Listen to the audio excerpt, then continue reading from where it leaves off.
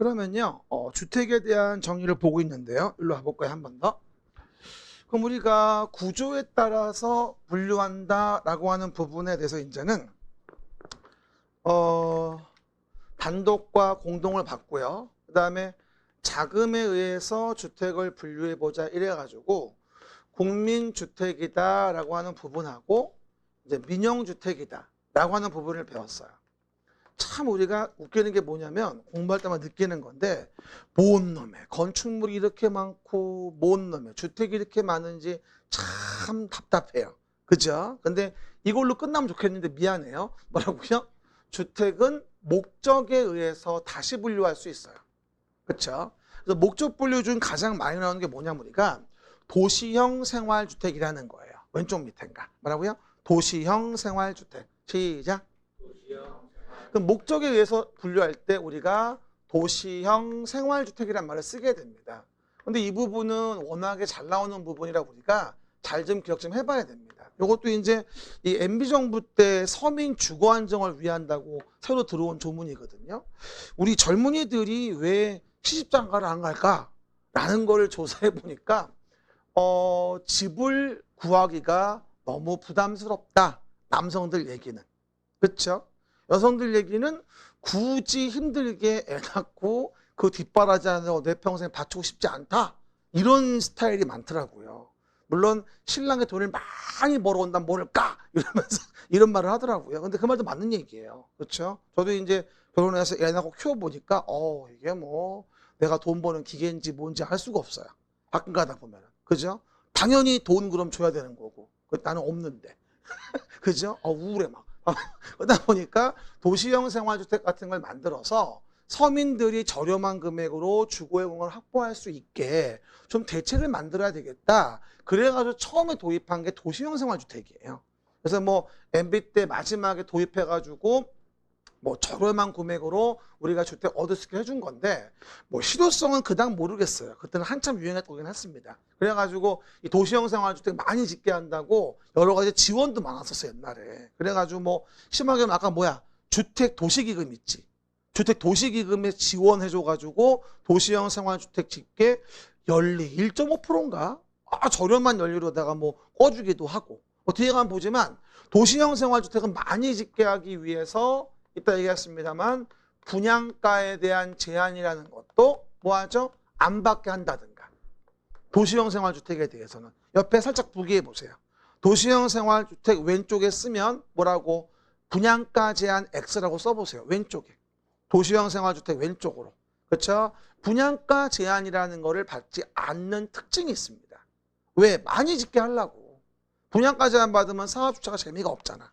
그렇죠? 그래서 도시형 생활주택이 있는데 이 주택 우리는 세 가지로 봅니다. 그냥 뭐라 하냐면 우리가 원룸형 주택이라는 게 있어요. 원룸형 주택, 그 단지형 뭐가 되죠? 연립이라는 것과 단지형 뭐가 돼요? 다세대라고 하는 거라는 것에 세 가지가 이제 언급이 되어져요.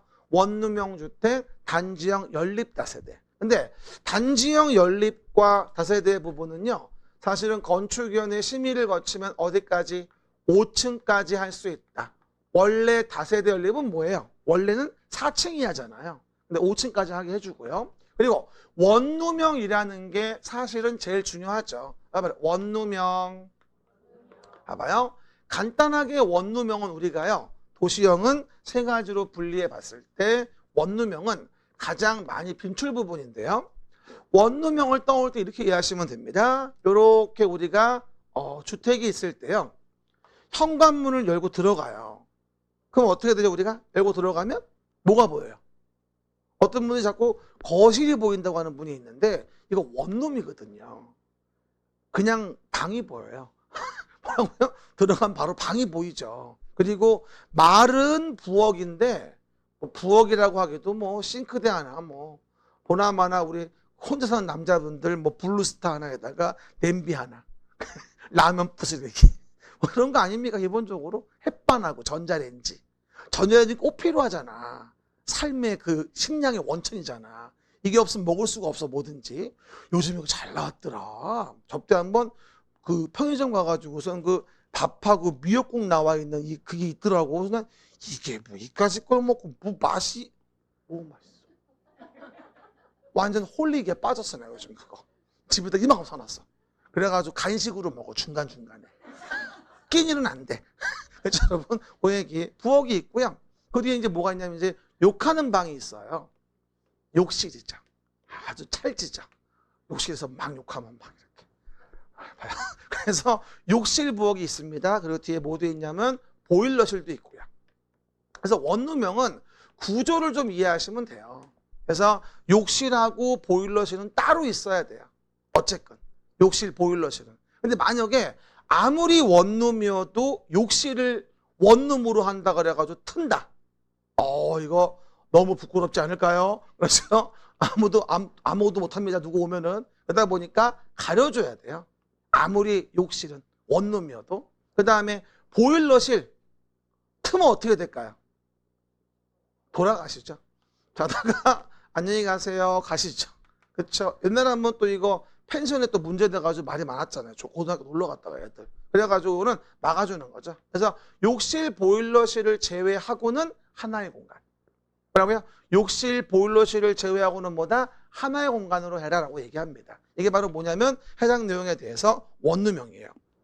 그리고 또 하나가 기본적으로 봤을 때 뭐 30 이상이면 2개의 공간 한다고 나오는데 그건 나중에 얘기하고 그리고 이 원룸형에 대한 부분에 면적이 중요한데 일단요 50제곱미터 이하라고 얘기를 해요. 얼마? 50제곱미터 이하. 원래는 이게 14 이상이란 말이 있었거든요. 지금은 14 이상이 없어요. 그냥 50제곱미터 이하. 면적 기억하시고요. 됐죠? 그 다음에 지하층에 설치하면 당연히 안 돼요. 지하층에 설치하면 안 되고. 그렇죠. 그래서 해당 내용 부분의 원룸형 주택은 거기 나와 있는 평면도만 간단히 이해하시면 별로 어려울 것이 없습니다. 그렇죠. 그 다음에 세대를 구분해서 나눠 쓸 수 있는 거 오른쪽 밑에 이걸 우리가 세대 구분형 공동주택이란 말을 써요. 시작. 세대 구분형 공동주택. 이건 한마디로 말해서 뭐냐면은요. 우리 그 기본적으로 왜 아파트 가보면 이제 큰 평형수들 있잖아. 그럼 큰 평형대들에 대한 부분은 뭐가 돼요? 혼자 다 쓰기 크니까 나누어서 뭐 할 수 있다? 나누어서 이거를 세줄 수 있게 만들어 준 거야. 하지만 주의할 건 뭐냐면 세대 구분형 공동주택은 나눠 쓸 수 있다는 것이지 이걸 구분 소유할 수 있다는 말은 아니에요. 요즘에 그 강남에 새로 재건축되는 거 봐도 세대 구분형으로 은근히 많이 줘요. 그래서 뭐 48평이라고 하면 뭐 한다? 한 연합무평 별도 나눠주고. 그래서 문이 2개야. 현관 다 따로 있어야 돼. 따로 있어야 돼. 그림 보이죠? 그럼 뭐가 돼요? 여기 또 부엌 따로 있어야 돼. 욕실 따로 있어야 돼. 이렇게 나눠 쓸 수 있게 해준 걸 세대 구분형 공동주택이라고 하죠. 그렇죠? 또 요즘에 또 새로 이제 젊은이들 결혼하고 그러면은 집 구하기 힘드니까 이렇게 나눠가지고 부모님 여기 사시고 뭐가 되죠? 여기 이제 신혼방 꾸며주는 경우도 많이 있고 요즘에는요. 이것도 괜찮은 것 같아. 그리고 한 1년 정도, 2년 정도는 부모님이 데리고 사는 것도 괜찮죠. 안 좋은 걸로 정리하겠습니다. 아마 그 정도. 나는 괜찮은데 여자분들이 안 좋아하겠지. 시어머니 눈치 보느라고. 어쨌건 그 얘기들 보시면 됩니다. 참 보면은 이게 시어머니가 뭐라 그러면 참 내가 듣기엔 별로 화 안 나는 것 같은데 집사람은 화나더라고. 이상해. 그렇죠. 내가 중간에서 죽겠어 아주 그냥. 그렇죠. 뭐라 할 수도 없고. 어머니들은 뭐라고 기분 나쁘다 그러고 등등등. 그래서 혼자 살아야 돼. 확인해 보시면 되고요. 그럼 내용에서 보시면 그 내용들이 이제 여기 봐보시면 나와 있죠. 목적에 따라서 주택을 분류해 보자. 그럼 뭐예요? 도시형 생활주택. 시작. 도시형 생활주택 있습니다. 그러면서 뭐라고 나온다? 300세대 미만으로 국민주택 규모로서 도시지역에 지어지는 걸 얘기하고 이건 뭐가 된다? 단지형 연립 다세대 원룸형이 있다. 뭐라고요? 단지형 연립 다세대 원룸형. 특히 원룸형이 가장 중요하다. 그렇죠? 그리고 욕실 보일러실을 제외하고는 하나의 공간으로 해라. 그리고 뭐다? 50제곱미터 이하로 하는 게 맞고 지하층 설치하면 안 되고 아파트 연립 다세대. 여러분 요 아파트 연립 다세대란 말을 한마디로 말하면 뭐지 이게? 한마디로 말하면 연대 뭐야? 공동주택. 아, 어렵네. 뭐라고요? 공동주택. 그러면 원룸형 주택은 뭐란 얘기예요? 공동주택으로 지라 이 얘기인 거야, 한마디로. 단독이 아니라. 그러니까 300세대 미만으로 하는 얘기야. 어떤 분이 아니 그럼 서민 주거 안정인데 좀 더 훨씬 많이 짓지 왜 300세대 미만으로 그렇게 규제하는 겁니까? 물어보는데 지원에도 한계가 있잖아. 그 모든 주택은 다 원룸형으로 질 거야? 아니잖아. 그래서 300세대 미만인 거고 원래는 국민주택 규모이면서 도시지역에 지어지는 걸 얘기하는 거예요. 그중에 원룸형이면 50제곱미터 이하가 되는 것이고 혼동하지 말고. 알겠습니까? 나중에 또 응용 중 많이 보일 거예요. 그리고 건축 제한 쪽은 지금은 좀 어려워요. 그러면 두 번째 뭐다? 목적 분류에 대한 세대 구분형 공동주택이 나옵니다. 세대 구분형 공동주택.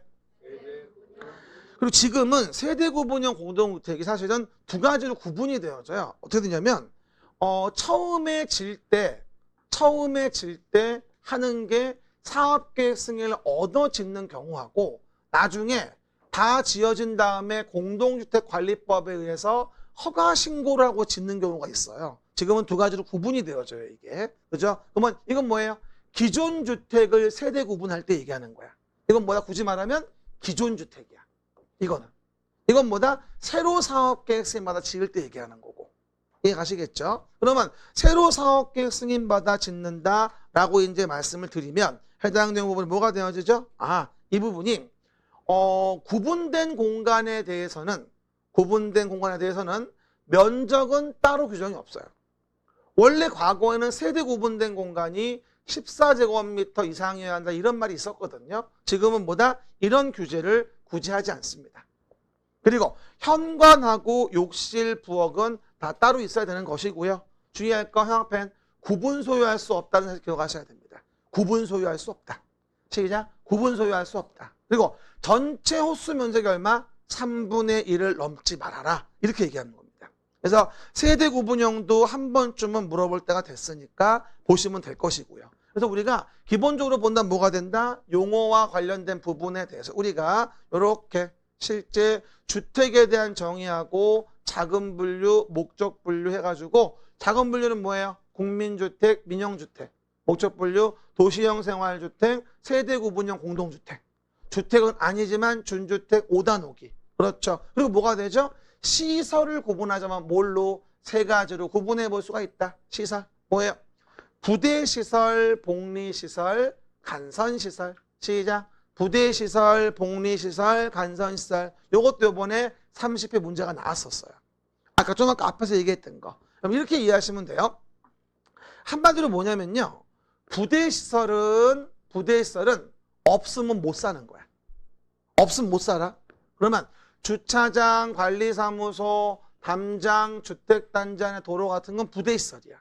그러면 복리시설은 뭐가 될까? 없어도 살 수는 있는데 없으면 불편한 거예요. 이걸 복리시설이라고 하죠. 그럼 복리 대표적인 게 뭐가 됩니까? 어린이 놀이터, 경로당. 그래서 항상 제가 이거 외울 때 이렇게 외웠었어요. 어놀 경로당은 복리. 어놀 경로당은 복리. 계세요? 뭐라고요? 어놀 경로당은 복리. 금리빨이는 시계 빨아요. 이러면서 어린이 놀이터 경로당은 복리시설입니다. 그렇죠? 다음 중 부대시설이 아닌 거라고 물어봤을 때 우리가 놀이터 나오면 되게 헷갈려요. 놀이터가 어디 가나 있으니까 부대인 줄 알거든. 부대는 없으면 못 사는 거야. 그리고 복리는 뭐다? 없어도 살 수 있지만 불편한 걸 우린 복리시설이라고 하는 거지. 이해 가시겠죠? 그 정도 확인해 보시면 되겠습니다. 간선은 뭐였어요? 아까 단지 안과 단지 밖에 있는 시설을 뭐가 되죠? 연결, 커넥티드 하는 거죠. 아까 앞에 그림 기억나죠? 단지 안과 밖의 시설을 뭐하죠? 연결시키는 걸 간선. 도로, 상하수도, 전기통신가스, 지역난방 등의 간선시설이라는 게 있는 거죠. 간선이 없으면 단지 안에는 밖으로 못 나오겠죠. 말도 안 되죠. 사실 주택법은요, 농담 아니고 용어에 대한 거하고 여기 아까 나와 있던 용어에 대한 거하고 앞에 이제 뭐다? 이 주택 단지를 짓는다는 이 개념만 이해하고 있으면은요 별로 어려울 건 없어요. 진짜 농담 아니라 주택법은요 가성비가 정말 높아요. 7문제가 나오잖아 이거요. 근데 2개 정도는 쓰레기 문제가 나오고 4개, 5개는 충분히 맞출 수 있어요. 사실 건축법의 양은 반밖에 안 되는데 문항수는 똑같이 7문제예요. 그래서 주택법도 깊이 보는 게 아니라 나온다는 거 정확히 봐서 정확히 맞춰줘야 돼요. 그럼 우리가 성공할 수 있는 거죠. 그렇죠, 여러분? 그 얘기들. 그래서 그 부분이 정의고요. 그 다음에 용어 중에 하나만 더 보면 다음 페이지에 리모델링이라는 게 보일 거예요. 뭐라고요? 리모델링. 시작. 리모델링 봅니다. 리모델링에 대한 부분은 뭐냐면 우리가요. 노화 억제 기능 향상을 위한 대선이라든가 증축을 얘기합니다. 뭐라고요? 대선이라든가 증축. 근데 오해 말 건 봐요. 선생님 저번 주에 건축법 배울 때는 증축 또는 개축이었는데요. 지금은 왜 증축만 나오나요? 주택법은 아직 개정이 덜 됐어요. 여기는 그냥 증축까지만이에요. 건축법은 뭐였다? 증축 또는 개축이었거든. 여기는 뭐라고 나온다? 증축만 언급이 되어져요. 주택법, 건축법 좀 달라요. 그렇죠? 오해하지 말고. 그러면 기본적으로 우리가 리모델링은 공동주택에 대한 걸 얘기하는 것이고 보통은 10년 이상 됐을 때 대수선 진행할 수 있는 거고 15년 이상 됐을 때 증축이 수반될 수 있다 이렇게 얘기를 해줘요. 그렇죠. 그럼 매번 얘기합니다만 리모델링이라는 게 이루어진다면 봐봐요. 예를 들어 기본적으로 원래 뭐하죠? 요만했던 건물이 있어요. 그렇죠? 이에 대한 부분 뭐가 됩니까? 증축이 된다면 뭐 이런 식으로 우리가 뭐 면적이 늘 수도 있는 거고 뭐가 이렇게 해당 내용에 올라갈 수도 있겠고 됐죠? 이렇게 증축이 이루어지게 되거든요. 근데 증축이 이루어질 때 사실은 예전에는 증축에 대한 부분에 대해서는 이게 이제 별 구분이 없었는데 지금은 수직 증축형의 리모델링과 세대수 증가형 리모델링으로 리모델링 등을 보통 구분을 합니다. 그렇죠. 그래서 아주 많이 나온 게 뭐냐면 봐요. 여러분 수직 증축으로 이렇게 올라가는 부분이 있다면 대부분은 뭐 하늘이 뚫렸는데 뭐 이렇게 좀 더 올라가면 뭔 문제 있나요? 이러는 분들이 있는데 이게 많이 올라가잖아요. 그러면 이 밑에 있는 기둥이 남아나지가 않아요. 기존의 주택에 올리는 것이기 때문에 이게 15층인데 15층을 증축해봐. 어떻게 될까? 아마 올라가다 무너질걸?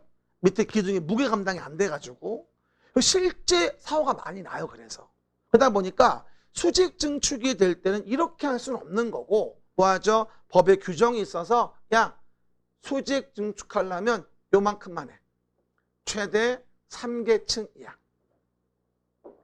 그러면 15층 이상의 기존 건물이 있었다고 한다면 얼마? 3계층까지 형평 긋고 14층 이하는 뭐가 된다? 2계층까지 수직 증축형 리모델링을 할 수 있다라고 제가 그림책 왼쪽 밑에서 언급을 했던 거죠. 이해 갑니까? 왜? 봐요. 어떤 분이 이래요. 쌤 납득이 안 되는데요. 왜요? 물어봤더니 14층 이하면 더 낮은데 더 줘야 할 것 같은데 왜 낮아요 더? 2계층으로? 물어보는 분이 있는데요. 애초에 건물을 지을 때 아파트가 14층 이하의 구조와 15층 이상의 구조가 달라요. 쉽게 말하면 14층 이하의 공동주택은 기둥이 얇아요. 그러니까 높게 못 올라가요. 15층 이상은 뭐다? 애초에 기둥이 두꺼워요. 14층 이하보다. 그래서 얘는 3계층까지고 얘는 몇 계층? 2계층까지인 거예요. 2개 아시겠죠? 그 얘기. 수직 증축형 리모델링은 리모델링 나올 때 참 많이 물어보는 부분이에요. 요거는 기본적으로 알고 갑시다. 그리고 뭐 세대수 증가시키는 경우 등은 나중에 얘기합니다. 그래서 리모델링은 노후화 억제, 기능 향상을 위한 대수선이라든가 증축을 얘기하며 그리고 증축 중에 가장 많이 물어본 건 수직 증축형 리모델링 요걸 가장 많이 물어봤어요. 근자까지는. 나중엔 다 내가 세대수 증가형 리모델링, 면적에 대한 용이성, 그 다음에 재건축과의 구분성 이런 것도 알아야 되는데 지금은 그냥 말한 것만 기억합시다. 처음부터 많이 말하면은 공법을 놓게 되니까. 저는 여러분을 열심히 꼬실 의무가 있는 사람이에요. 그렇죠? 해볼만 한데 이런 느낌을 줘야 되거든요. 아직은 해볼만 하죠? 벌써 아니면 어떡하자는 거야? 많이 말도 안 하고 있는데 지금. 봐봐요. 동영상 보는 분들도 아셨죠? 너무 어렵다고 그러지 말고 아직은 쉬운 거 얘기하는 중이에요. 파이팅 하세요. 팔 들고. 몇 분 되지도 않았는데. 여러분 말고 동영상 보는 분. 이게 동영상 보시는 분들도 좀 아는 척 해줘야 돼. 그래야지 보다가 나 보이나? 이렇게 이야기했죠. 한번 봐보시면요. 우리 516페이지 기본서 좀 봅시다. 그러면 총칙 부분이 나와요. 왼쪽 위에 재정 목적이 나올 거예요. 일단 왼쪽 위. 이 법은 쾌적하고 살기 좋은 주거환경 조성에 필요한 뭐하죠? 주택의 건설 공급 관리. 주택의 뭐라고요? 건설 공급 관리라고 나와 있을 겁니다. 그래서 내용을 본다 한다면 주택의 건설 공급 관리, 주택 건설 공급, 주택 시장의 관리 등에 관한 사항을 정함으로써 형합행 그러면 국민의 주거 안정, 주거 수준의 향상에 이바지한다. 됐습니까? 그거 건설 공급과 아랫줄 앞에 관리. 됐죠? 요거를 목적으로 하는 거죠. 건설 공급 관리. 시작.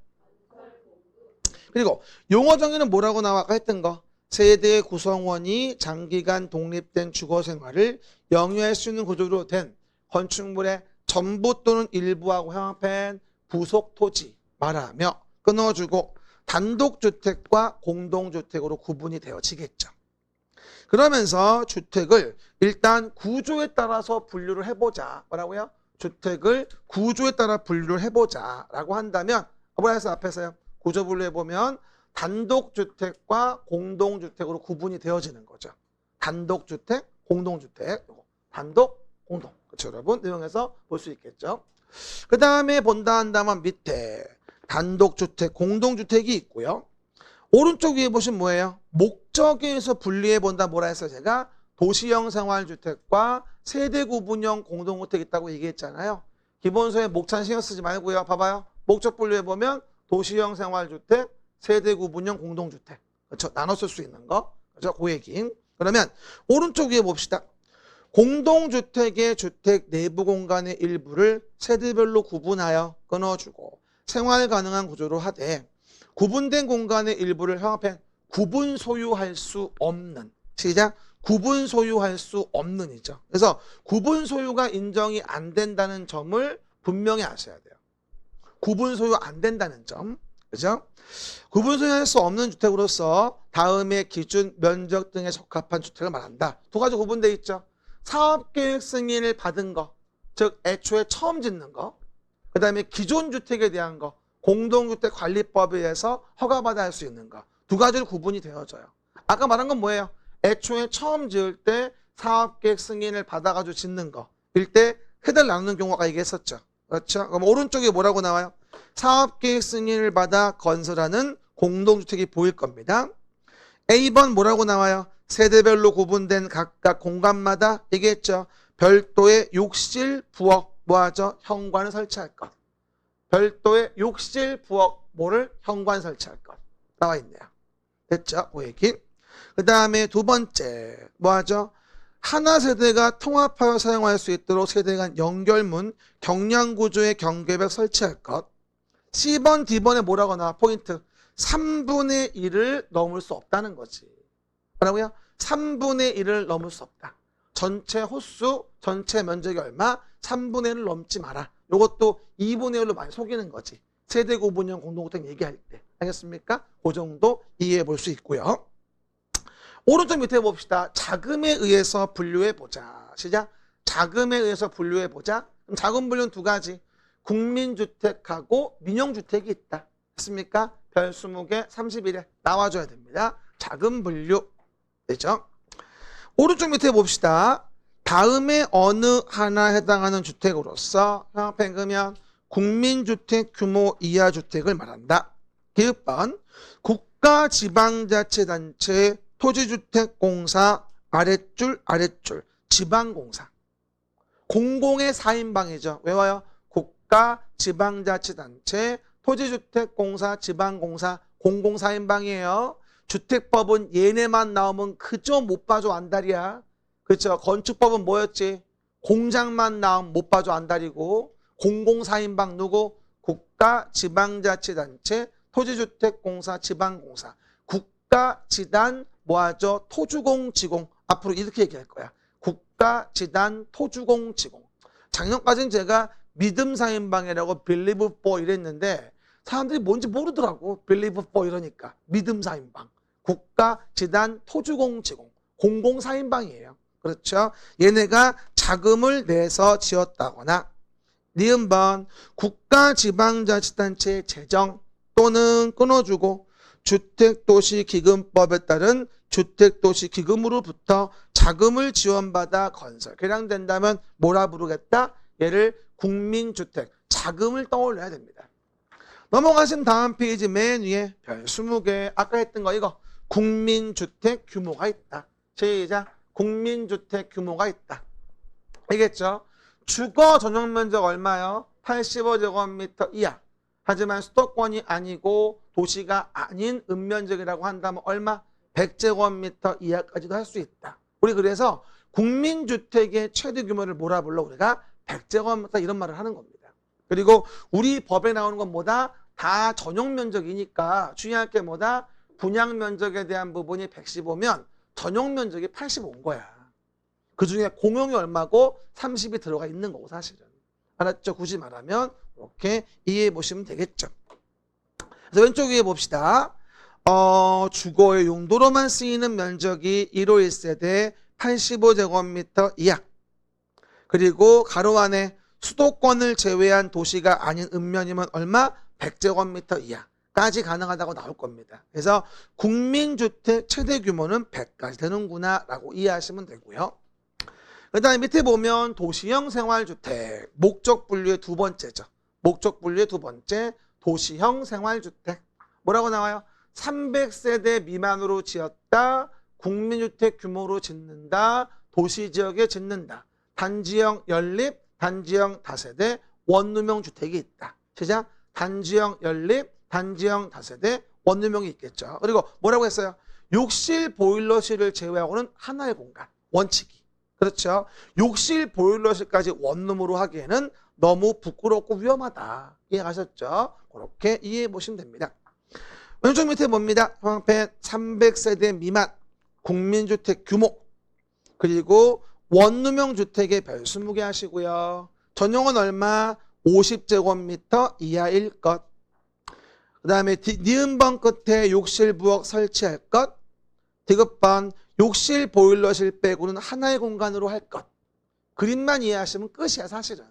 그렇죠. 그 얘기. 그리고 지하층에 설치하지 않을 것. 요번에 그 영화 기생충이라는 걸 통해 가지고 이제 반지하방에 많이 조명되어지면서 많이 이제 뭐 회자되지 않았습니까? 주거 생활은 아무리 안 좋죠. 아무리 봐도. 거기도 영화도 보니까 비 와가지고 수영하더만 집에서. 그죠? 저도 뭐 반지하방에서 원룸에 한 3년 살아봤습니다만 참 보면은 아우 진짜 우울 빤스야. 애초에 그런데 주택을 짓게 하면 안 돼. 근데 예전에 한시적으로 그때 짓게 하던 게 있었어요.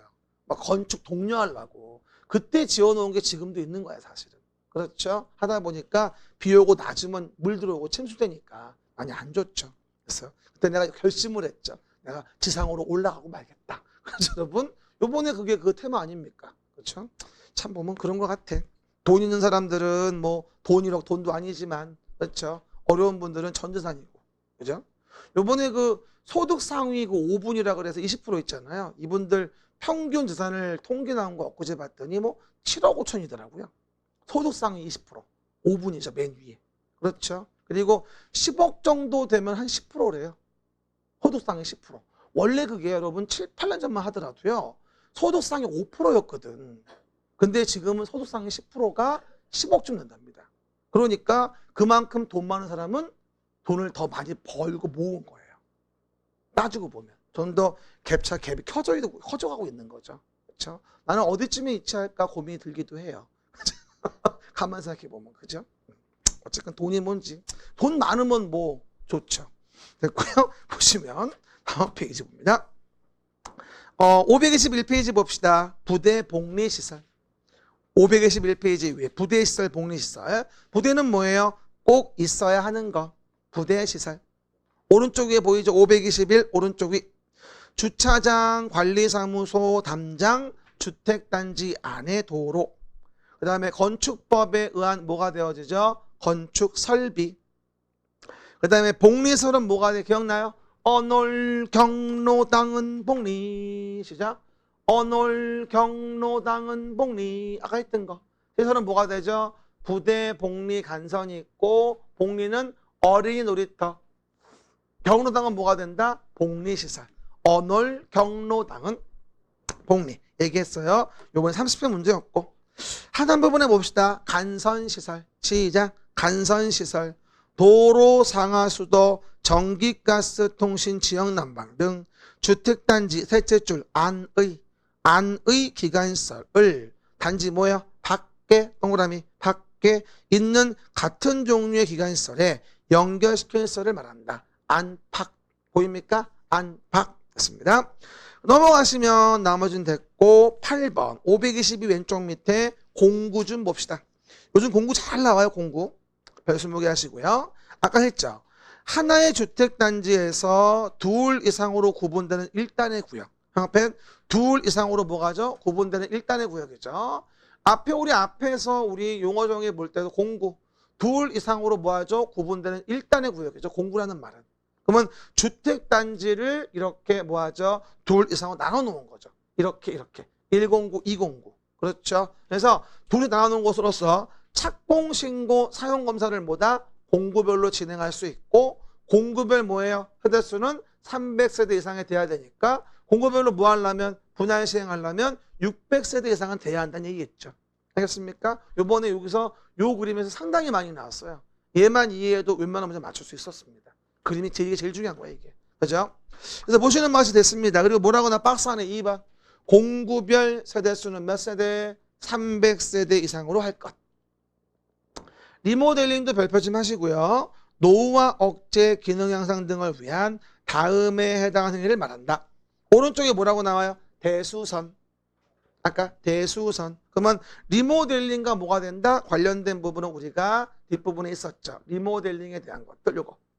그래서 하시는 바와 같이 리모델링은 노후화 억제, 기능 향상을 위한 대수선이라든가 증축을 얘기한다. 대수선 증축. 그리고 대수선은 기본이 10년 이상 되는 거고요. 증축은 뭐다? 15년 이상은 돼야 돼요. 기본적으로. 기존 건물이. 그리고 그럼 어디 돼 있을까요? 523 오른쪽 맨 위에 보시면 해당 내용에서 동그라미 2번 둘레 여섯째 줄, 일곱째 줄 증축하는 행위라고 보일 겁니다. 참 장문이죠. 그러다 보니 이해가 잘 안 가. 그걸 내가 이렇게 나눠 놓은 거야. 목차별로 이렇게. 어쨌건 증축한다는 말이 2번인 거야. 그리고 그 증축 나올 때 뭐라고 나와 밑에? 다만 수직 증축형 리모델링은 다음의 요건을 모두 충족하는 경우로 한정한다고 나올 거예요. 잘 봐요. 15층 이상이면 3개 층까지, 14층 이하면 2개 층까지. 이해갑니까? 이렇게 뭐하죠? 봐봐. 수직 증축을 허용한다. 혼동말건 14층 이하로 된 거는 아예 기둥이 얇아. 그러니까 수직 증축을 2개 층까지만 하는 거고 15층 이상은 뭐야? 기둥이 두꺼우니까 3개 층까지는 뭐 할 수 있다? 수직 증축형 리모델링을 허용할 수 있다는 거죠. 그거 잘 구분해서 이것만 일단 외워놔요. 리모델링은 노후화 억제, 기능 향상을 위한 대수선 증축인데 대수선은 10년 이상 됐을 때, 증축은 15년 이상 됐을 때. 그리고 수직 증축형 리모델링은 15층 이상 공동주택이면 3개 층까지, 14층 이하면 2개 층까지. 수직 증축형 리모델링을 뭐한다? 허용한다는 것이죠. 다 그림책 했던 얘기. 이게 이제 용어와 관련된 부분들이겠죠. 넘어갑시다. 이래서 우리가 뭐가 된다? 해당 내용 부분에 대해서 이제는 주택법의 용어에 대한 부분들을 정리해 봤고요. 돌아오시면 그림책 돌아오시면 사업주체에 대한 부분이 71페이지 보일 거예요. 두 팔 좀 들고 목 좀 돌리고 그리고 여러분 그 주변에 그 헤매는 분들이 있으면 전도 좀 해봐요. 좀. 그죠? 지금 헤매지 말고 빨리 공부하자고. 그죠? 지금 우리가 그 2차만 하시는 분들이 대부분들 말이죠. 한 뭐 5월 달쯤부터 갈까? 이렇게 이상한 생각을 하시는 분들이 있어요.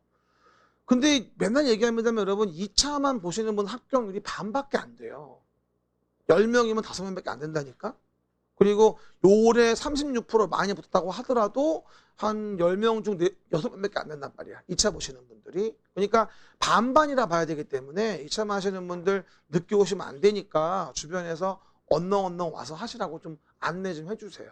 또 그러고 나중에 가서 발등에 불 떨어져가지고 그냥 뭐 뜨거운 발 왔다 갔다 하면서 막 이렇게 막 고민하시는 분들이 많다니까. 그리고 또 시험 보고 나면 또 한 개 때문에 안 되니 뭐니 또 이러고 앉았고. 매년 반복이야 그게. 게다가 1차 붙은 것도 오래 걸려 붙었는데 2차에서 게으름 피면 안 돼. 얼렁얼렁 와서 반드시 붙어줘야지. 우리 붙어야지 좀 고급져지는 거예요 일단. 그렇죠? 그래야 다음부터 중개업하면서 좀 무시 안 당하고 하지. 그렇죠? 꼭 오래 붙읍시다. 그러면 사업 주체에 대한 부분이 나오게 됩니다. 간단하게. 사실 이래 여러분 주택이라는 거를 건설을 하잖아요. 주택의 건설. 아까 제가 간단하게 말씀드렸는데 봐봐요. 주택을 건설하잖아요. 그럼 건설한다면 이 주택의 건설 파트의 목차는 사실은 세 가지예요. 뭐라 했냐면 사업의 주체가 뭘로? 자금으로 사업을 시행하는 거죠. 사업의 주체가 자금으로 사업을 시행하는데 이럴 때 맨 먼저 물어보는 게 바로 뭐다? 사업 주체예요. 누가 자금을 가지고 주택 건설 사업을 시행하겠냐라고 하는 것의 사업 주체거든요. 근데 이 사업 주체가 국토교통부 장관한테 등록을 해서 사업하는 게 있고 등록하지 않고 사업할 수 있는 경우도 있다는 얘기예요. 우리가 뭐라 하냐면 등록사업자, 비등록사업자 이렇게 얘기를 해요. 뭐라고요? 등록, 비등록. 시작. 등록, 비등록 이렇게 얘기하죠. 그러면 등록하고 사업한다. 그러면 연간 뭐가 되죠? 연간 20호 20세대 이상. 시작. 연간 얼마? 20호 20세대 이상. 요거 연간을 주의하셔야 돼요. 그러니까 연간으로 봤을 때 1년에 주택을 20채 이상으로 진다. 공동주택을 20세 이상으로 진다라고 한다면 이럴 때는 뭐가 된다? 누구? 국토교통부 장관에게 등록하고 사업하세요. 그러니까 우리 보통 아는 뭐라고 이해하면 좋으냐면 우리 보통 아는 현대건설, 대우건설, 삼성건설 있죠. 이런 데가 바로 등록사업자예요. 한마디로. 연간, everybody 시작. 연간, 영감이 아니라 연간입니다. 연간이야. 연간으로 봤을 때 20채 이상 진다면 누구? 시군구장이 아니라 국장에게. 은근히 어려워요. 왜 국장일까? 전국구 단위거든. 이건 시군구 단위가 아니라 전국구 단위라고. 그러면 현대아파트가 서울만 짓냐고. 제주가도 짓고 부산가도 짓지 않습니까? 아, 전국구구나. 연간 20채 이상 진다면 국장에 등록하고 해라. 왜? 그래야 정책에 입안하여 결정과 이를 집행하여 시행하는 게 좀 더 규제가 용이해진다는 얘기지. 대지는 얼마가 되는 거고 1만 제곱미터 이상을 얘기하는 거고. 그리고 오해 말 건 이 도시형 생활주택의 특례가 있는데 여기 슬래시 걸어봅시다. 슬래시. 도시형 생활주택은 봐줘서 얼마? 30세대 이상으로 봐주는 게 있는데 이거 나중에 얘기합시다. 슬래시 하시고. 됐죠? 됐습니다. 그런데 등록하지 않고도 사업을 할 수 있네요. 에버바디 비등록. 그럼 봐봐요. 은근 잘 나오는데 공공인자는 등록할 이유가 없어요. 내가 공공이니까. 누굴까? 국가, 지방자치단체, 토지주택공사, 지방공사. 또 나왔지? 우리 공공사인방. 그 다음에 각종 공익법인이 있는데 물어본 적이 별로 없고 공공의 사인방이면 등록하지 않고도 사업을 할 수 있다 이 얘기입니다. 좀 물어볼게요.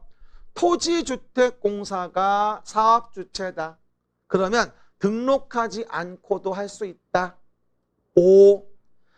지방공사가 사업의 주체다. 등록해야만 한다. X. 지방자치단체는 등록해야 할 수 있다. X. 그렇죠. 국가, 지자체, 토주공, 지방공사는 뭐다? 다 등록하지 않고도 할 수 있는 자들입니다. 하지만 여기 중요한 게 뭐냐면 민간의 자이어도 등록하지 않을 수 있는 게 있어요. 그럼 민간자인데 등록하지 않는 것 중에 제일 중요한 게 뭐냐면 바로 주택조합이라는 것과 직원들을 쓰는 고용자입니다. 주택조합은 별표하시고 완전 중요합니다. 주택조합. 좀 이따 얘기할 텐데 무주택자들이 모여가지고 집을 뭐하죠? 공급받으려고 만드는 조합이 주택조합이에요. 그럼 이런 주택조합은 서민들이 직접 자기네가 집 좀 얻어보겠다고 조합을 만드는데 이거를 막을 수 없는 거니까 야 니네는 반복적으로 사업하진 않아. 현대건설, 대우건설은 반복해 사업하잖아. 얘는 반복은 안 해. 조합원들 집 줘주면 조합은 해산이야. 그러니까 굳이 등록 의무는 부여하지 않을게. 왜? 지역주택조합이 반복해 집을 짓는 게 아니야. 조합원들 집 줘주면 끝나는 거지. 그러니 등록 의무는 부여하지 않겠지만 니네 탈법이 우려가 돼. 형합형 가봐. 그래서 등록사업자와 공동으로 할 때만 등록하지 않게 해줄게. 이게 포인트야. 헐, 등록사업자보다 공동으로 하는 경우일 때만 등록하지 않게 해줄게 라고 간접적인 규정을 하게 됩니다. 이 말은 무슨 말일까요? 이미 등록되어 있는 등록사업자 있죠, 여기. 이런 등록사업자와 같이 했을 때 그럴 때만큼은 등록하지 않게 해주겠다는 얘기야.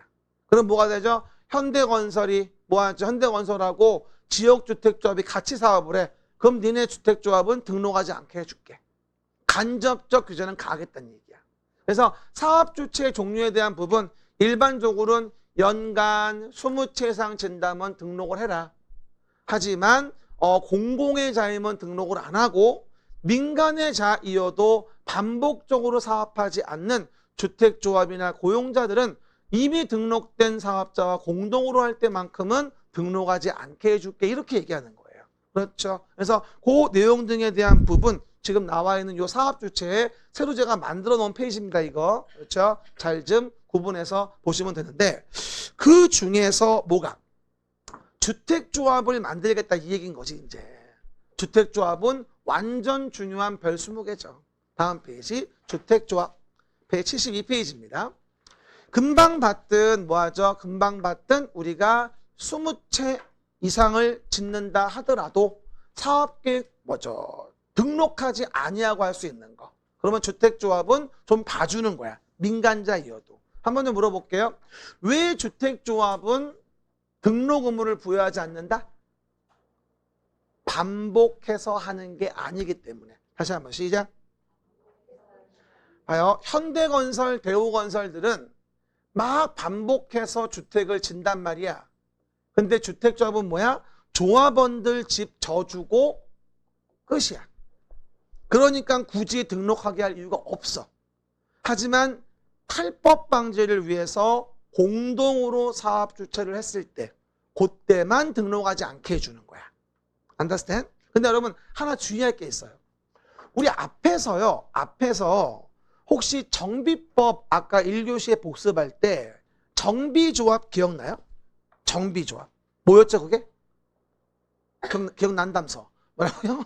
재개발, 재건축 조합이었잖아요. 그럼 이것 좀 얘기해 볼게요 여러분.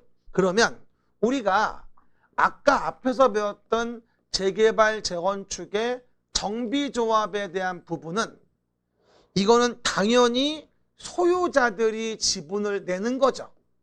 소유자들이 자기 지분을 내고 내 자본을 투하한 다음에 나중에 추가 부담금을 내고 가져가는 구조야. 그치? 그러면 소유자가 하는 사업인 게 일반적인데 여기 봐요. 지역주택조합과 직장주택조합은 이건 소유자가 아니라 무주택자예요. 주택을 소유하지 아니한 자가 만드는 조합이야. 달라요. 그러니까 정비조합에 나오는 내용하고 지금 나오는 주택조합은 뭐다? 좀 다른 내용입니다. 그러면 어떻게 이해하면 좋으냐? 봐봐. 어떻게 하면 좋으냐면 봐요. 지역주택 직장조합은 동네에 무주택자들이 모여서 우리도 집 좀 지어서 새 거 좀 받고 싶어요 라고 만드는 조합이라고 이해하시면 돼요. 일로 와봅시다. 좀 복잡하니까 이쪽 써줄게요. 칠판 좀 봐보세요. 그럼 우리가 주택조합이라는 거의 개념만 간단히 이해해 봅시다. 민간의 사업주체로 주택조합이 있습니다. 그러면 주택조합은 크게 지역주택조합하고 직장주택 조합하고 리모델링 조합이라는 세 조합이 있어요. 종류 얘기할 때 우리 뭐라 하냐면 지직리, 시작. 지직리. 시실리 아니에요. 지직리예요. 싫어요? 됐어요. 그러면 지직리. 그런데 지역 직장주택 조합은 특히나 봐봐요. 여기 동네에 계시는 분들이 우리는 주택이 없네요. 무주택자입니다. 재개발, 재건축처럼 조합원들이 내 지분을 내서 사업하는 게 아니라 우리는 무주택자들이에요. 그런데 해당 내용에 남들이 다 져놓은 집을 살려니까 너무 비싸네요. 그래서 생각해낸 건데요. 우리가 무주택자들이 모입시다. 여기부터라 무주택자 니네들 모여서 돈 좀 내봐. 그래서 우리가 직접 토지를 구해가지고 직접 집을 진 다음에 우리가 우선 공급받자. 이렇게 진행하는 방식이 바로 지역에 거주하는 분들이 만든 거면 지역주택조합. 같은 직장에 근무한 자들이 만든 거면 이게 직장주택조합이 되어지는 거예요. 이해가셨죠? 이거는 뭐다? 근본적으로 소유자가 만드는 조합하고는 달라요. 무주택자들 위주로 모여서 토지를 따로 적당한 걸 구해가지고 토지가 있는 시군구에 가서 인가를 받고 조합을 만든 다음에 집을 지어서 조합원들이 우선 공급받는 개념이거든요. 소유자들이 오는 게 아니야, 이거는. 한마디로 아파트를 공동 구매한다고 할까? 우리 왜 한꺼번에 구매하면 싸잖아. 그래서 우리 어머니들 왜 눈썹, 성형시술 이런 거 공동 구매하잖아. 안 했어요?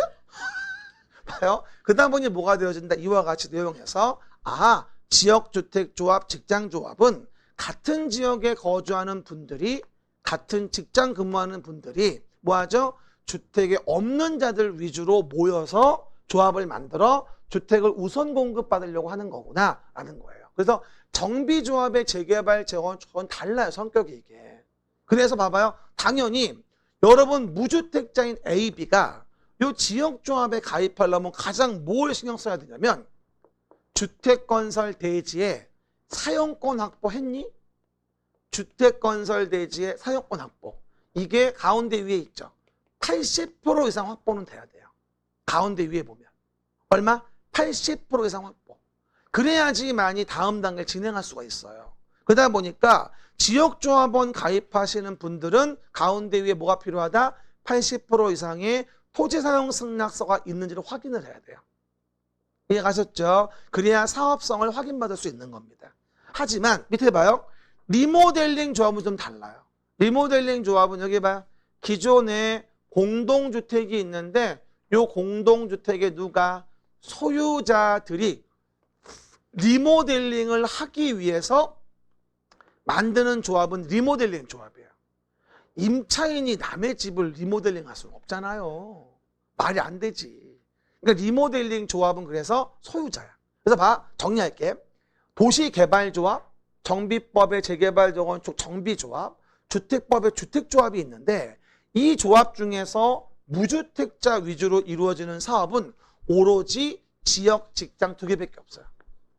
나머지는 다 소유자인데 지역 직장만큼은 무주택자 위주로 이루어지는 거고 사실 이게. 그렇죠? 그 점을 이해해 줘야 돼. 그리고 봐봐요. 지역 직장 조합은 그 옆에 구성원 수 왼쪽에 지역 직장 조합은 이 조합원들이 낸 돈을 가지고 토지를 사야 되거든. 뭐라고요? 이 자들이 낸 돈을 가지고 토지를 사야 돼. 그러다 보니 적어도 조합원 수가 20명 이상은 돼야 돼. 주택건설 예정세대의 시작.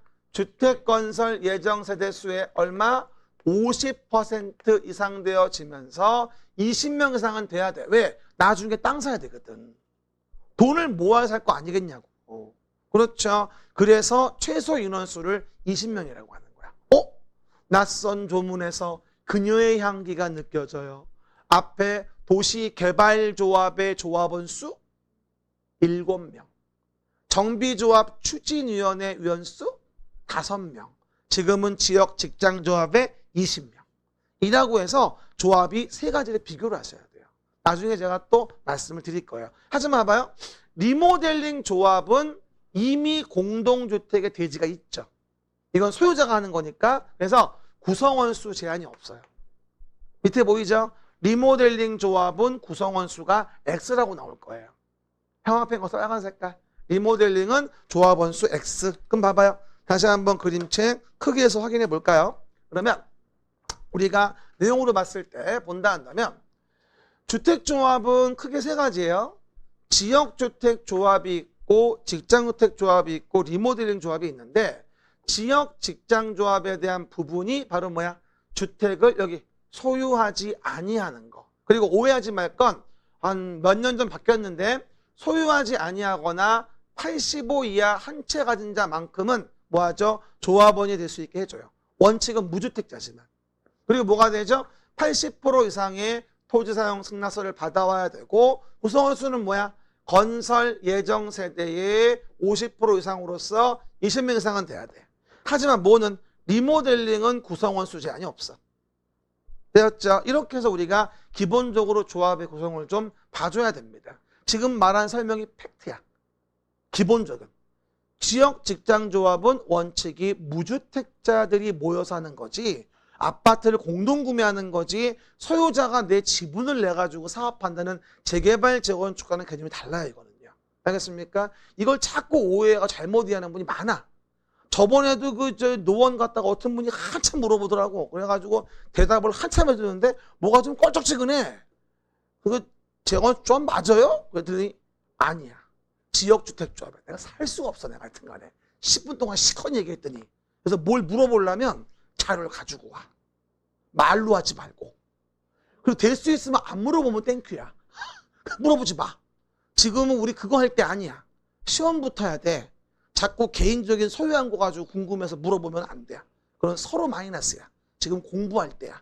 알겠습니까? 얘기. 그리고 제가 꼭 물어보는 게 어디 투자할까요? 말까요? 그걸 내가 어떻게 알아? 그걸 내가. 그리고 꼭 투자하라고 했다가 안 되잖아. 내 탓을 한다? 뚱땡이 때문에 까졌니 뭐니 이러면서 말이야. 에? 그래서 그런 안내는 안 드려. 알았죠? 묻지 마요. 알았죠? 됐고요. 그 정도. 이게 바로 뭐냐면 해당 내용의 조합에 대한 부분입니다. 그럼 이제 뭐가 될까요? 여기서 조합을 봤으니까 넘겨보시면 간단하게 이제 다음 페이지에 가서 사업계획 승인 쪽이 보일 거예요. 사업의 시행. 그럼 봐요. 간단하게. 지금 뭘 봤어요? 사업의 주체가 누군지를 봤죠? 그럼 뭐예요? 사업의 주체가 누군지를 봤으니까 이제 주택을 지으려면 뭐하라? 사업을 시행해야 될 거 아니겠습니까? 그럼 내용에서 우리가 사업 주체가 누군지를 봤으니 사업의 주체가 주택을 지으려면 뭘 받아야? 사업계획 승인을 받아야 돼 이제. 건축법상으로는 뭔데 이게? 건축 허가인데 여기는 30채 이상을 짓는 것이거든. 30호, 30세대. 그죠? 그래서 30호, 30세대 이상 짓는 것이기 때문에 건축허가를 받는 게 아니라 사업계획 승인을 받아 주택을 짓게 됩니다. 아까 앞쪽에서 사업주체 등록사업자 등록은 연간 20채예요. 거긴 등록 얘기하는 거고 지금은 사업계획 승인 규모를 얘기하는 거야. 다른 내용이야. 혼동하면 안 돼요. 그렇죠? 그래서 30채 이상 진다면 이거는 주택의 단지를 이루는 거니까 사업계획 승인을 받아 주택을 지어라 라고 하는 거죠. 대지는 보통 마찬가지 1만 이상을 얘기하는 부분이고요. 이게 바로 사업계획 승인 규모다. 다시 한번 얘기해요. 앞쪽에서 사업 주체에 대한 등록 사업자는 연간 20채 이상일 때 등록. 지금은 사업계획 승인을 받는 건 30세대 이상 한 번을 얘기하는 거야. 앞방은 다릅니다. 혼동하지 말고요. 이래서 우리가 사업계획 승인을 받아 주택을 짓게 되는 거죠. 그리고 뭐 자세한 내용들은 뭐 지금 할 얘기는 아닙니다. 그래서 우리가 다음 페이지 보시면 주택의 이제 공급과 관련된 부분이 나오게 되고요. 그리고 공급에 대한 부분 건설했으면 공급해라. 공급에 대한 부분도 우리 항상 얘기하는 거 뭐다? 바로 분양가 제한과 관련된 부분. 분양가 제한. 그래서 우리가 분양가 제한이 개론 문제도 잘 나오고요. 나중에 또 배울 거야. 2월쯤에. 공공택지일 때와 민간택지일 때. 요번에 이 민간택지의 분양가 상한제, 적용지역 이것 때문에 그렇게 지금 말이 많은 거야. 이것 때문에. 원래 봐봐요. 공공택지의 분양가제는 원래 있었어요. 하지만 민간 택지의 재개발 재건축이 이루어지는 곳에 있잖아요. 거기에 일반 분양분도 분양가 제한을 가한다는 거, 이게 이제 문제가 생긴 거야. 어디에서? 투기과열지구로 지정된 곳이라고 한다면 서울 전체가 투기과열지구잖아. 그죠? 이걸 이제 규제하는 게 문제가 된 거지. 나중에 설명드릴 거고. 그다음 뭐가 되죠? 다음 페이지에 이제 내용에서 우리가 내용들이 나오게 되면서, 그러면 전매 제한과 관련된 부분에 대한 건 여러 가지 목적의 내용 등이 있는데, 특히나 뭐가 된다? 우리 전매 제한 관련된 것 중에서 세 가지만 본다면 뭘까요? 일단 투기과열지구예요. 투기과열지구. 투기과열지구는 민주당 정부에서 만든 거예요, 사실은. 옛날 노무현 정부 때부터. 그렇죠. 그리고 아다시피 투기과열지구에서는 이렇게 전매 제한을 받아요. 뭐 할 때까지? 해당 내용 부분에 등기 칠 때까지는 기본적으로 제한을 받습니다. 그러다 보니까 뭐가 되어지죠? 주택에 대한 미분양이 촉발됐어요, 처음에. 그럼 그거 아세요? 만약에 이런 동네가 투기과열지구야. 그러면 투기과열지구여서 여기서 A가 당첨이 됐는데 등기 칠 때까지는 투기과열지구에서 못 판대. 예를 들어서. 그러면 못 팔면은 돈이 안 될 거 아니야. 개투자도 못하고 등등등. 그러다 보니까 이런 경우에 여러분 같으면 지금 뭐 TV에서 뭐 경제부총리님 나오셔가지고 뭐 집 가지고 돈 버는 일이 없도록 하겠다. 그건 뭐 하시는 말씀이고, 집 가지고 돈이 안 돼. 뭘 돈인데 솔직히 얘기해서. 안 그래요? 그러다 보니까 집값이 오르지 않으면 당연히 주택을 안 살 거 아니겠냐고요. 그러다 보니 처음에 노무현 정부 때 도입한 투기과열지구가 전매 제한 때문에 대규모 미분양 사태가 벌어져요, 그 당시에. 그래가지고 다음 정부에서 모두 없애버렸고 조문만 남겨놓은 상태에서 한 8년 지나간 거야, 지금 9년. 그러다가 박근혜 정부 국전농단 사건이 벌어지면서 새로운 민주당 집권을 하게 되고, 그러면서 6개월 만에 다시 나온 게 또 투기과열지구인 거야. 어떻게 보면. 그래서 어떻게 보면 파란 정부의 트레이드마크? 투기과열지구는 어떻게 보면 그렇게 이해할 수도 있어요. 그러다 보니 지금은 뭐 서울 전체가 투기과열지구고, 성남 분당이니 뭐 광명 하남이니 뭐 등등 많이 있지 않습니까? 이런 투기과열지구에 대해서 아까 봤듯이 민간택지 분양가 제한까지 해서 이거 뭐 꼼짝 말아요. 근데 요즘 뉴스 봤더니 웃기는 현상. 강남 4구 일대 전국적으로 수도권 일대에서 거래는 정지됐다. 왜? 간봐야 되거든. 무슨 상황이지 이게? 근데 더 웃기는 건 전세금은 막 오르고 있습니다. 무진장. 그 이유는 교육제도 개편과 맞물리고 민간택지 분양가 상간의 부유효과라고 보는 것도 일반적인 시각이에요. 그러다 보니 계속 여기 누르면 여기 튀어나오고 여기 누르면 여기 튀어나오고 이게 반복되고 있는 것 같아요. 그렇죠? 아마 제 생각으로는 전문가는 아니지만 저는 한 4월 전까지는 관망하지 않을까 싶어요. 그리고 봄철, 이사철 되면서부터 좀 뭔가 또 꾸물꾸물 되지 않을까. 근데 그 분석 끝난 거지, 이제. 뭘 어떻게 해야 될지 간을 본 거지, 이제. 안 그럴까요? 그렇게 봐요. 지나봐야 알겠습니다만. 그죠? 어쨌건. 좋습니다. 그래서 투기과열 누가 정하냐면, 누구? 국토교통부 장관, 시도지사가 정하게 됩니다. 말이 국장시도. 그리고 청약 조정 대상 지역이라는 게 있습니다. 청약 조정 대상 지역. 이거는 이제 지금 정부에서 봐요. 투기과열지구를 집권하자마자 바로 내기에는 욕먹을 것 같으니까 투기과열지구보다 한 끝발 낮은 거 뭐 없을까? 그래서 제일 처음 도입한 게 이거예요. 청약 조정 대상 지역입니다. 그렇죠. 여러 가지 뭐 대출 규제도 있고 청약 1순위 규제도 많이 있습니다. 그런 것들 도입한 건데 세부적인 내용은 우리 법에 안 나와요. 세법하고만 관련되어 있는 부분이고. 그래가지고 이건 국토교통부 장관이 뭐하죠? 과열지역 등등에 뭐하죠? 위축지역 등등으로 해가지고 청약 조정가상정을 정하게 됩니다. 하나 주의할 건 투기과열지구보다 한 끝발 낮은 게 청약 조정가상지역입니다. 그렇죠. 그리고 얘는 누가 정해요? 국장만 정하고 얘는 누가? 국장, 시도가 정한다는 거죠. 요 권한자 물어본 게 29회 때 문제였고요. 그리고 투기과열지구로 지정된 지역, 청약 조정가상 지역, 그리고 분양가 상한제 적용 지역에 대한 부분에 대해서는 당연히 그 주택의 지위의 전매 제한이라는 걸 받게 하겠다라고 하는 거죠. 요즘에 중개업소는요, 이 전매 제한 공부 아니라 정신이 없어요. 그리고 가는 데마다 딴소리를 해요. 내가 살 수가 없어요. 나가서 다 가르칠 수도 없고. 그렇죠? 어쨌든 좀 많이 복잡하긴 합니다. 됐습니다. 이번에 그리고 대책 나온 것 때문에 아마 전매 제한 기간이나 여러 가지 세부 내용이 좀 바뀔 것 같아요. 아무래도 개정되면 다시 얘기할게요. 지금은 이거는 뭔가 확언적인 답은 못합니다. 어쨌든 이 정도만 간단히 보시면 되겠습니다. 그러면 요거는 기본선 됐고요. 바로 문제 좀 봅시다. 6회차. 그러면 복습 노트 봅시다. 4번입니다. 주택도시기금으로부터 자금을 지원받아 건설된 주택으로서 어디? 주택도시기금이죠. 자금을 지원받았어요.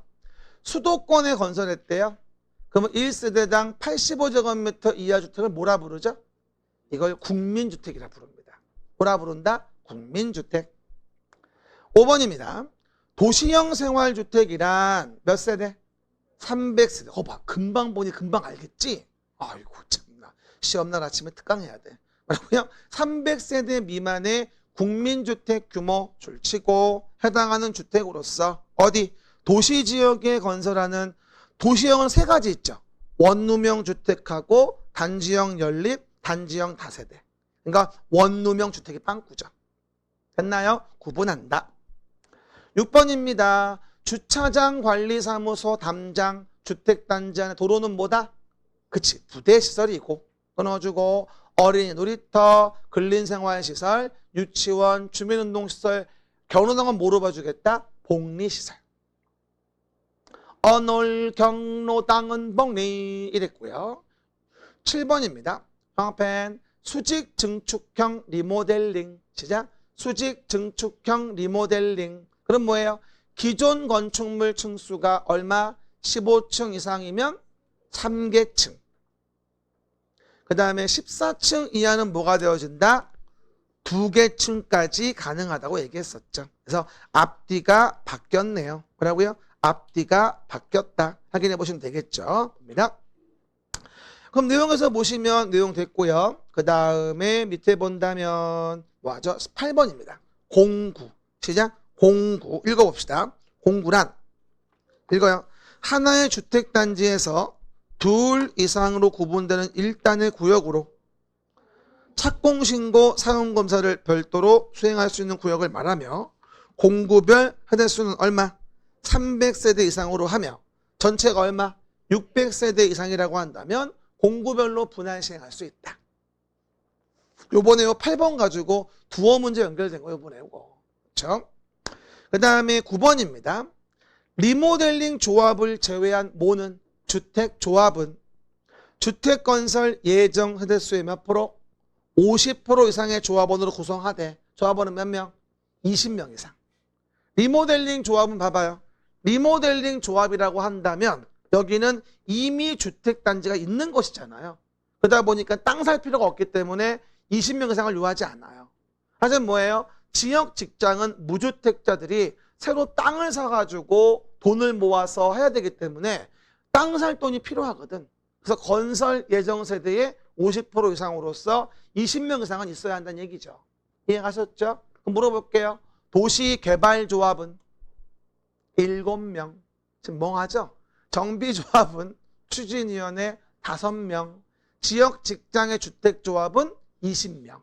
구분 좀 하시고 그 정도 보십니다. 9번은 그래서 50% 20명이고요. 10번. 둘째 줄 끝에 형광펜 거보세요. 뭐라고 나와요? 사업계획 승인을 받아야 한다고 나올 거예요. 그러면 사업계획 승인 규모는 뭐예요? 단독주택은 30호, 공동주택은 30세대 이상 주택건설사업 시행하려는 자. 대진 얼마? 1만 제곱미터 뭐하죠? 이상의 사업을 시행한다면 사업계획 승인을 받아라라고 앞에서 얘기했습니다. 등록사업자 등록기준과 혼동하면 안 돼요. 알았지요?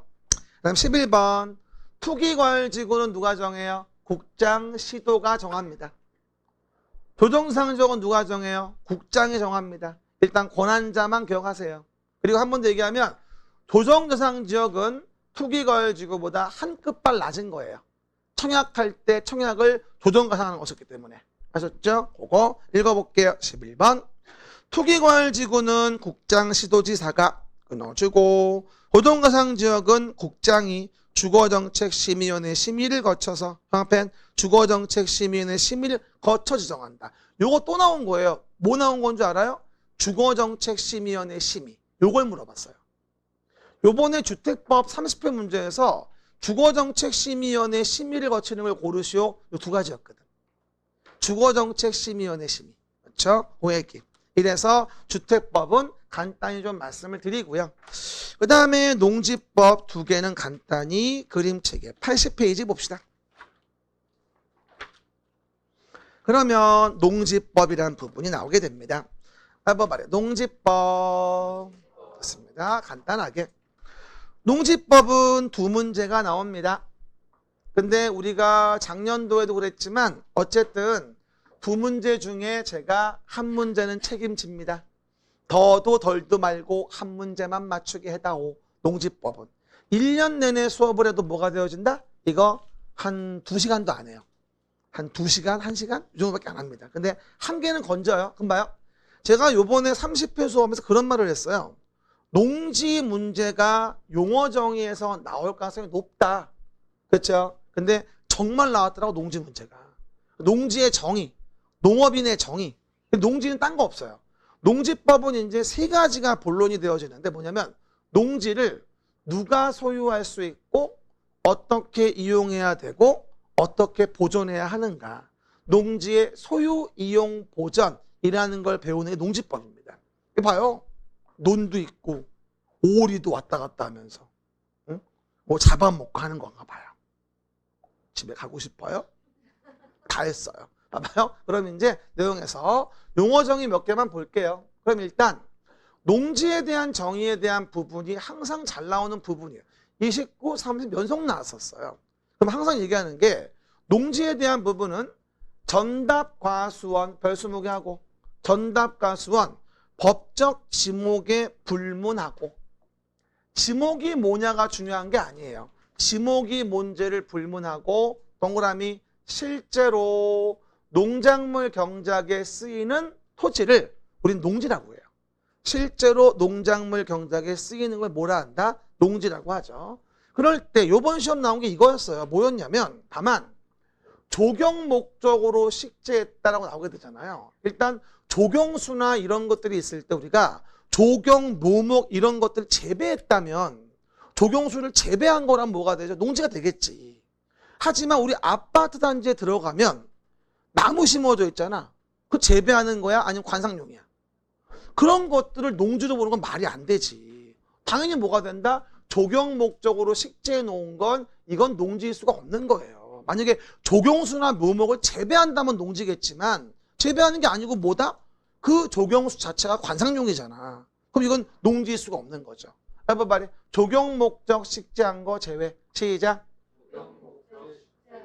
요게 바로 30회 답이었었어요. 그리고 주의할 거 29회는 이거였죠. 토지 개량 시설도 농지고 29회 문제였어요. 농축산물 생산시설도 뭐가 된다? 농지였었죠. 방통림 물어봤던 게 29회 때 문제, 29회 때. 뭐냐면 과수원 일대에 태풍 불면 어떻게 돼요? 낙과 생기지. 꼭 10월에 명절 때만 되면 마지막 태풍이 온다니까. 그래서 낙과, 과일이 떨어져. 그러면 이걸 막기 위해 바람을 막으려고 방풍림을 만들어. 이 방풍림도 토지 개량시설로서 농지로 봐주는 거야. 그리고 농축산물 생산시설로서 고정식 온실이나 버섯 재배사, 곤충 사육사 다 이런 것도 뭐가 되는 거고 농지로 봐주는 거고. 농지법이니까 농지가 제일 중요한 거야. 봐요. 한 번 더. 30회는 뭐라고 나왔다? 조경 목적으로 식재한 건 농지가 아니라는 거고. 그리고 방풍림 같은 거는 토지 개량시설로서 농지로 본다는 거고. 그렇죠? 그게 29, 30회 문제였었죠. 그리고 이제 농업인에 대한 부분이 보이게 됩니다. 농업인.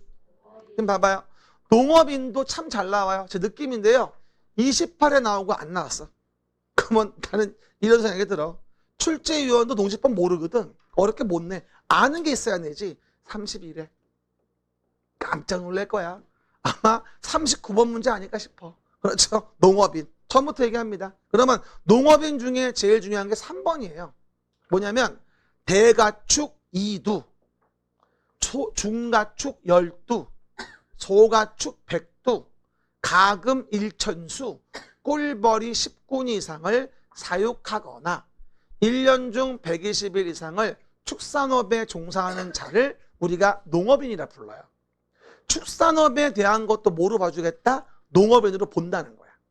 근데 주의할 게 1,000제곱미터 이상 농지에서 농작물을 경작하면 농업인이 되고, 그게 아니어도 1년 중 90일 이상을 농업에 종사한다면 농업인으로 봐줍니다. 요 1번 내용은 가운데가 뭐다? 또는이라는 거야. 앞뒤가 동시만족이 아니고. 그러니까 단순한 농업이면 90일인데 축산업은 120일인 거고. 그죠? 구분해줘야 되고, 연간 판매액은 얼마? 120만 원 이상 된다면 농업인으로 봐주는 거지. 우리가 농업인이 돼야 보호받을 수 있는 거니까. 뭐라고요? 농업인이 돼야 뭐 할 수 있다? 보호받을 수 있는 거니까. 되었죠? 그 정도 확인해 봅니다. 그러면 기본서 잠깐 보고 쭉 넘겨서 농지법의 용어가 나올 겁니다. 614페이지. 기본서 614페이지. 그럼 왼쪽 밑에 양가로 1번의 농지가 보입니다. 양가로 1번의 농지. 다음에 해당하는 토지를 말한다. 농지별 20개 하고요. 원칙. 전답과 수원 그 밖에 법적 지목에 불문하고, 동그라미 불문하고, 동그라미 실제로 시작, 실제로 시작, 실제로 농작물 경작지, 다년생 식물의 재배지로 이용되는 토지입니다. 그래서 밑에 보시면 A, B, C가 나와 있죠. 그 중에 C번 좀 봐봐. 조경, 관상년, 수목과 묘목인데 벤 조경 목적으로 식재한 걸 제외한다고 나올 거예요. 아까 얘기했죠? 조경 목적으로 식재한 건 재배하는 게 아니잖아. 농지가 될 리가 없지, 그거는. 관상용인데 뭐. 그 다음에 니은번에 뭐라고 나오지? 토지개량시설과 농축산물 생산시설 다 농지로 봐주는 거고. 됐죠? 토지개량시설, 농축산물 생산시설. 다음에 세부 내용은 나중에 보고. 그 다음 오른쪽 중간 밑에 농업인이 보일 겁니다. 얘도 별 20개 합시다. 농업인. 28 나오고 안 나왔으니까 나와야 돼. 그렇죠? 31의 가능성 꽤 있습니다. 1번 1,000제곱미터 이상 농지에서 농장을 경작한답니다. 끝에 하거나 끊어주고 1년 중 90일 이상 농작업 종사. 3번도 마찬가지예요. 대가축 2두, 중가축 10두, 소가축 100두, 가금 1천수, 꿀벌이 10군을 사육하거나 1년 중 120일 이상 축산업 종사자. 이러면 농업인으로 봐줘요. 근데 이거 나올 때 대부분 물어보시는 게 뭐냐면, 여러분, 대가축이면은 뭐죠? 소. 가끔 가다가 뭐 호랑이 뭐 이러면 안 돼요. 잡혀먹어요. 중가축은 우리 친구들. 나를 알아본다는 거네. 돼지. 뭐 소가축 이러면 대부분들이 닭이라고 닭 아니야. 닭은 가금이에요. 집에서 키우는 새류를 가금류라고 합니다. 집 가자 새 금자 쓰거든 이게. 집에서 키우는 날짐승 이거를 가금류라고 하거든. 닭, 오리, 꿩 있지 이게 가금이야. 1천수. 그리고 소가축은 요즘에는 뭐 개나 염소 뭐 이런 거 아닐까 싶어요. 그렇죠? 그런 거. 그 다음에 꿀벌이. 말벌이 없어요. 말벌이 안 키워요. 알았죠? 되게 재밌는 건데 안 웃네. 그리고 1년 중 120일 이상을 축산업에 종사한다면 농업인으로 봐주는 거예요. 제가 장담을 하건데 농업인 하나만 외워. 그러면 하나 건질 거야. 제가 지나간 시험에 그랬거든. 여러분 농지나 외워. 하나 건질 거야. 정말 하나 나왔어 여기서. 너무 웃기더라니까. 그렇죠? 두 문제나 방법이 없어요. 그냥 하나 맞추면 성공한 거야. 그러니까 너무 큰 부담 갖지 마. 혼자 앉아가지고 뭐 농지 전형이 어떻고 뭐 농업진흥 하지 마. 그렇죠? 나중에 할 때 되면 다 할 거야. 그렇죠? 그러면 복습 노트 12번 봅니다. 농지란 전답과 수원 그 밖에 법적 지목에 불문하고 끊어주고 동그라미 실제로 농작물 경작지로 이용되고 있는 토지 등을 말하며 형평 그면 조경, 관상용 수목과 묘목으로서 조경 목적으로 식재한 걸 포함한다? 틀렸지. 조경 목적으로 식재한 것은 제외되지. 그건 농지나 볼 수 없지. 그냥 관상용으로 보는 거니까. 알겠습니까? 이게 바로 30회 기출 지문이었어. 뒷부분이. X하시고 뒷부분. 13번입니다. 13번 마지막 줄 둘째 줄 끝에 뭐라고 나오죠? 농업인이다 라고 나오죠. 그럼 농업인을 물어본 거네. 발표하시고 대가축 2두, 중가축 10두, 소가축 몇 두? 100두. 20, 100, 1000이야 지금. 가금까지. 20, 100, 1010. 꿀벌까지. 시작. 20, 100, 1010. 시작. 10. 꿀벌이 10군. 뭐라고요? 20, 100, 1010. 시작. 20, 100, 1010. 사육하거나 1년 중 며칠 120일 이상을 축산업에 종사해. 이걸 농업인이라고 한다 이 얘기죠. 한 번 더. 대가축 2두, 중가축 10두, 소가축 100두, 가금 1천수, 꿀벌이 10군 이상 사육하거나 끊어주고 1년 중 120일 이상 축산업에 종사하는 자를 뭐라 부른다? 농업인이라고 하겠다라고 얘기하는 거죠. 정리합시다. 정리. 오늘은 상당히 많은 양을 한 것 같지만 그냥 흐름 잡고 용어 잡고 한 겁니다. 정리해 봅시다. 1교시 뭐 배웠어요? 복습했어요. 뭐라고요? 뭐 복습했죠? 기타 등등 블라블라블라 했죠? 네. 일단 정비조합을 했잖아요. 그래서 우리가 재개발이면 토지 등 소유자 20인 미만이어도 직접 토등소가 재개발할 수 있다는 것 등을 배웠잖아요. 그리고 사업시행계획 쪽하고 관리처분계획 내용. 관리처분계획 인가되고 나면 철거한다는 거. 그렇죠. 그리고 건축법의 용어 정의로서 건축물, 적용대상 행위로서의 건축. 기억나요? 철거하고 종전범위내 짓는 걸 뭐라 부르죠? 개축이라고 하죠. 그럼 주요 구조부를 해체하지 아니하고 같은 대지에서 다른 위치로 옮기는 건 이전이라고 하고. 그러면서 뭐 하죠? 우리가 대지 도로에 대한 부분들은 2교시부터 배웠죠. 대지는 안전해야 된다. 그리고 도로에 대한 부분은 보행 및 자동차 통행 가능해야 된다. 2m 이상 접하는 게 원칙이다. 이해가셨죠? 관련된 것들. 게다가 뭐 대지에는 공개공지 공간 관련된 거. 5,000제곱미터 이상의 문화 및 집회시설 등이라면 10% 이하의 공지를 확보해라.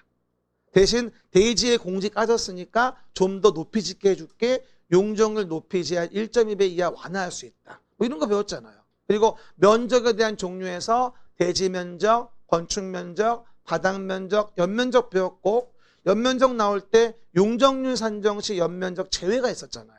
뭐 지하층, 지상의 주차용 공간, 초고층, 준초고층 건축물의 피난 안전구역 면적 같은 거는 용적률 산정 시 연면적 제외한다는 거.